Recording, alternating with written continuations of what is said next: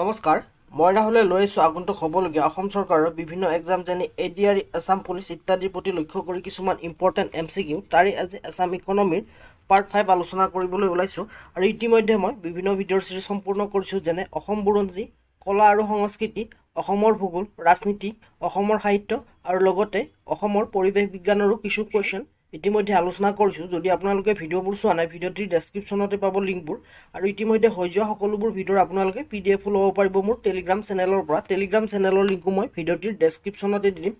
পিছে বলক পলম নকৰাকৈ আজিৰ আসাম ইকনমিৰ পাৰ্ট 5 ভিডিঅ'টি আলোচনা কৰো 61 নম্বৰ কোৱেশ্চন এটো এপিএসসি দাইছিল 2022 চনত ইয়াতে দিছে from the following statement pertaining to the World Economic Forum বা সমুগৈ পাব পাৰে WEF find the correct statement World Economic Forumৰ বিষয় দিছে আৰু তলত ষ্টেটমেন্টবোৰৰ পৰা শুদ্ধটো বাছিব দিছে 1 দিছে the WEF is a platform under monetary international the fund বা সমুগৈ পাব পাৰে অপচনটো অকনমান মোৰ লিখোতে খেলিমেলি হৈ থাকিল এটো হ'ব লাগিছিল ইন্টাৰনেশ্যনেল মনিটাৰী ফান্ড নেক্সট দিছে WEF is a independent department of the World Bank এটো ভুল প্ৰথমটো ভুল 3 number WEF is an international organization for public private cooperation এটো শুদ্ধ নেক্সট দিছে 4 number the WEF was established in 1971 as a not for profit foundation and its headquarter in Geneva Switzerland এটো শুদ্ধ ইয়াৰ যেহেতু 3 আৰু 4 শুদ্ধ এই ইয়াৰ আনসাৰটো হ'ব C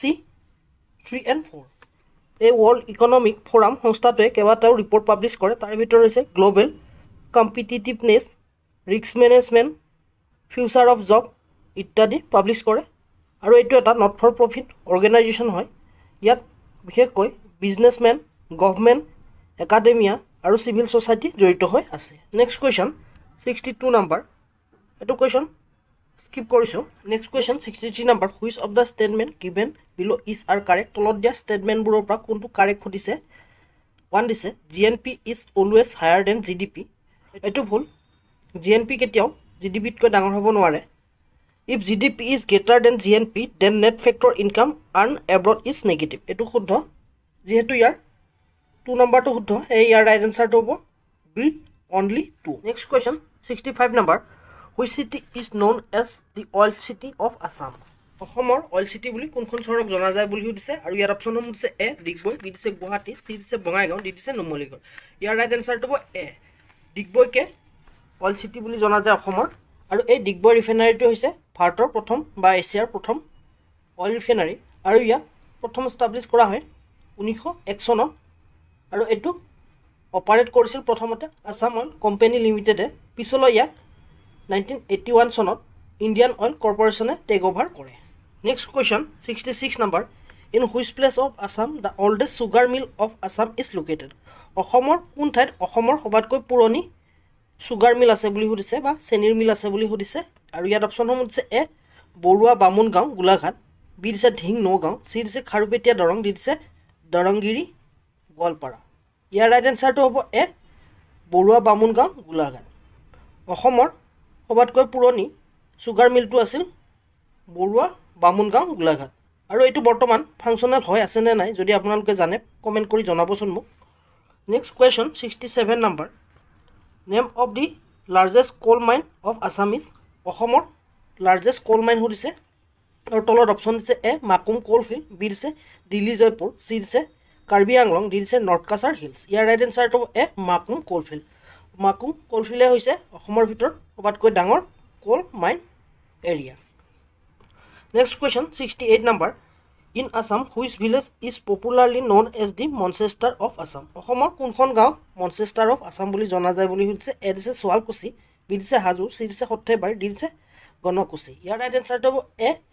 সোৱালকুছি সোৱালকুছিকে মনচেষ্টাৰ অফ আসাম বুলি জনা যায় আৰু মণিপুৰক Joel of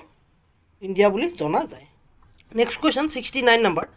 Assam Accord Refinery known as which refinery of Assam অসমৰ কোনটো ৰিফাইনাৰী আসাম একৰ্ড ৰিফাইনাৰী বুলি জনা যায় বুলি সুধিছে আৰু ইয়াত অপচন হৈছে এ নুমলীগড় ৰিফাইনাৰী বি দিছে গুৱাহাটী ৰিফাইনাৰী সি দিছে বঙাইগাঁও ডি দিছে ডিগবৈ ইয়াৰ ৰাইট আনসাৰটো এ নুমলীগড় ৰিফাইনাৰীটোৱে আসাম একৰ্ডৰ আণ্ডাৰত ইয়াক স্থাপন কৰা হয়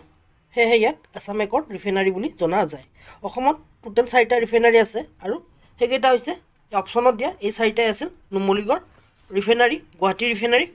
বঙাইগাঁও ৰিফাইনাৰী আৰু ডিগবৈ ৰিফাইনাৰী আৰু সবতকৈ পুৰণি হৈছে ডিগবৈ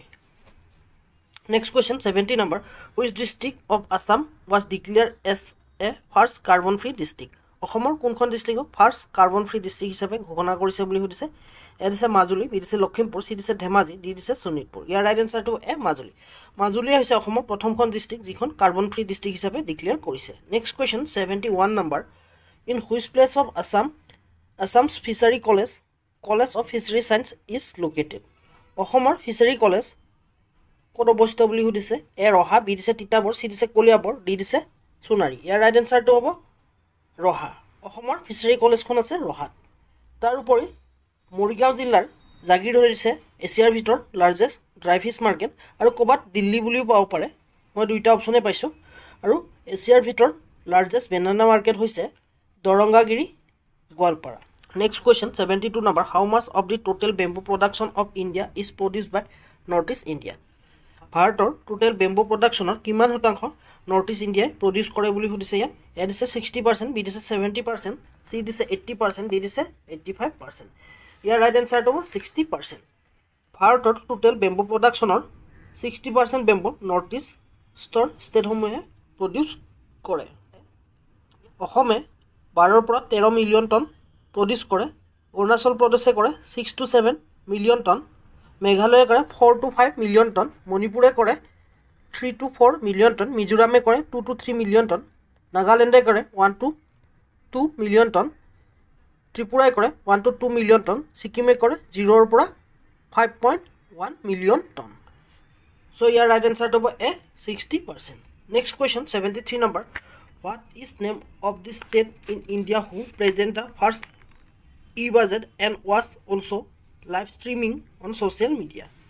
ভাৰতৰ কোনখন ষ্টেটে প্ৰথম ই বাজেট প্ৰডিউচ কৰে বুলি সুধিছে আৰু যিটো ছ'চিয়েল মিডিয়াত লাইভ ষ্ট্ৰিমিং কৰা হৈছিল বুলি দিছে ইয়াত এ দিছে আছাম বি দিছে অৰুণাচল প্ৰদেশ চি দিছে মেঘালয়া ডি দিছে মিজোৰাম ইয়াৰ ৰাইট এনচাৰটো এ আছাম অসমে প্ৰথমখন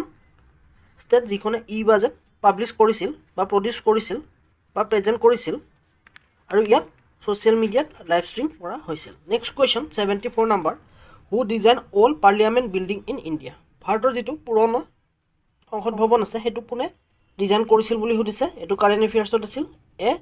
লি কৰবুইচাৰ বি দিছে এডউইড লিটিয়ান চি দিছে ফেডৰিক উইলিয়াম ডি দিছে